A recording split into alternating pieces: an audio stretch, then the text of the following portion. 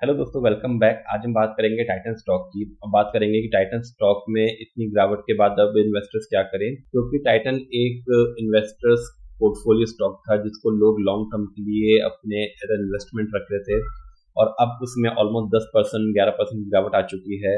अब उसके बाद इन्वेस्टर्स क्या करें? क्या अपना प्रॉफिट जो बन रहा है उसको लेकर एग्जिट कर लें, होल्ड करे रहें, या फिर गिरे हुए भाव पे और ऐड करने की ऑप्शन है? तो क्विकली समझते हैं कि टाइटन स्टॉक गिरा क्यों। पहला रीजन था कि गोल्ड के प्राइसेस बहुत इन्फ्लेटेड हो रहे हैं, और जिसकी वजह से जो बाइंग पावर है लोगों की थोड़ी कम होगी, जिससे इनके रेवेन्यूज में इम्पैक्ट आ सकते हैं कि ये प्रोजेक्शन है।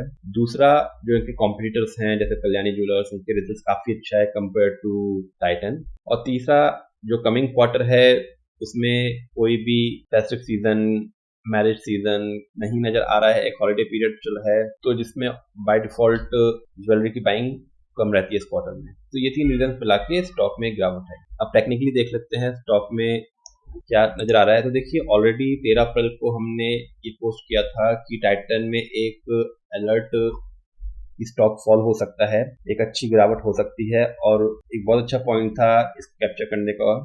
और जो लोग मेरे चैनल पे पहली बार हैं वो प्लीज लाइक एंड सब्सक्राइब, ताकि ऐसे वीडियो आप तक पहुंच सके और लेटेस्ट न्यूज के बेसिस पे आप भी अपॉर्चुनिटी ढूंढ सकें। तो देखिए, 13 अप्रैल को इसको डेली चार्ट में कन्वर्ट कर लेते हैं।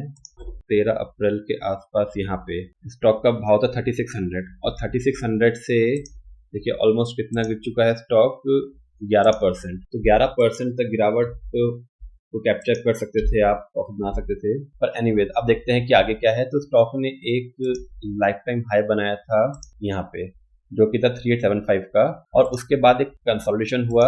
देखिए, ये एक इम्पोर्टेंट सपोर्ट जोन था, क्योंकि यहाँ पे देखिए यहाँ से एक सपोर्ट था, यहाँ पे एक सपोर्ट था, और ये तीसरा सपोर्ट था। तो बहुत अच्छा सपोर्ट जोन था जिसको स्टॉक ने यहाँ पे ब्रेक किया 3547 के नीचे। इनफैक्ट ब्रेक तो 18 अप्रैल को ही कर दिया था, लेकिन फाइनल ब्रेकआउट 3 मई को हुआ। अब ये फॉल आया क्यों, हमने फंडामेंटल रीजन तो जान लिए, और टेक्निकली देख लेते हैं। तो देखिए, एक ट्रेंड लाइन चल रही थी 13 मार्च से, लास्ट ईयर 13 मार्च 2023 से ट्रेंड लाइन चल रही थी, जिसपे स्टॉक सपोर्ट लिया था, जिसमें यहाँ पे सपोर्ट लिया और उसके बाद यहाँ पे सपोर्ट लिया और यहाँ पे मल्टीपल टाइम सपोर्ट लिया। लेकिन फाइनली 8 अप्रैल के वीक में देखिए इस कैंडल ने इस ट्रेंड लाइन को ब्रेक किया, इस सपोर्ट को ब्रेक किया, और उसके बाद जहाँ पे हमने कैप्चर किया था गिरावट को।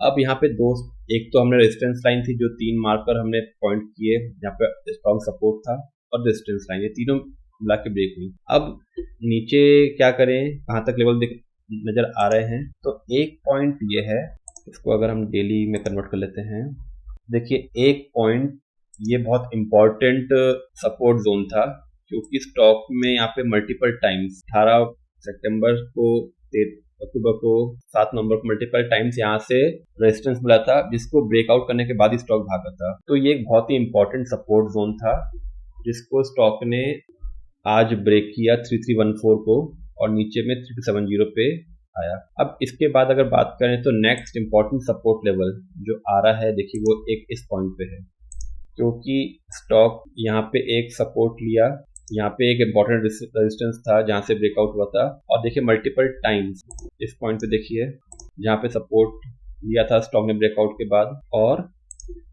यहाँ पे हमने बात ही करी, यहाँ पे तो ट्रेंड लाइन का सपोर्ट था। तो ये एक इम्पॉर्टेंट अब लेवल है नेक्स्ट, जो कि है 3155। हो सकता है अब स्टॉक यहाँ से करंट भाव से 100 रुपए नीचे और 3155 तक आने की कोशिश करे। अगर यहाँ पे आता है तो ये एक बहुत ही इम्पोर्टेंट सपोर्ट जोन होएगा, जहाँ पे आप अगर आप 100 रुपए का रिस्क ले सकते हैं, और तो अपने इन्वेस्टमेंट को होल्ड करके रखिए, और 3155 तक आता है तो वहाँ पे ऐड भी कर सकते हैं। लेकिन अगर इसको हम डेली 15 मिनट्स के टाइम फ्रेम में देखें तो देखिए लास्ट के 1.5 घंटे सेशन में जो लो बना था, तो ये लो हुआ था 3227 के आसपास। 3227 के बाद स्टॉक ने एक पुल बैक करने की कोशिश करी है। तो अब पुल बैक के ऊपर एक इंपॉर्टेंट रेजिस्टेंस आएगा, कौन सा, जो हमने पहले बनाया ये लाइन, जो है 3314 के आसपास। 3314 को अगर ये ब्रेक करता है तो ऊपर में एक लेवल आएगा 3328, जो कि आज का हाई था।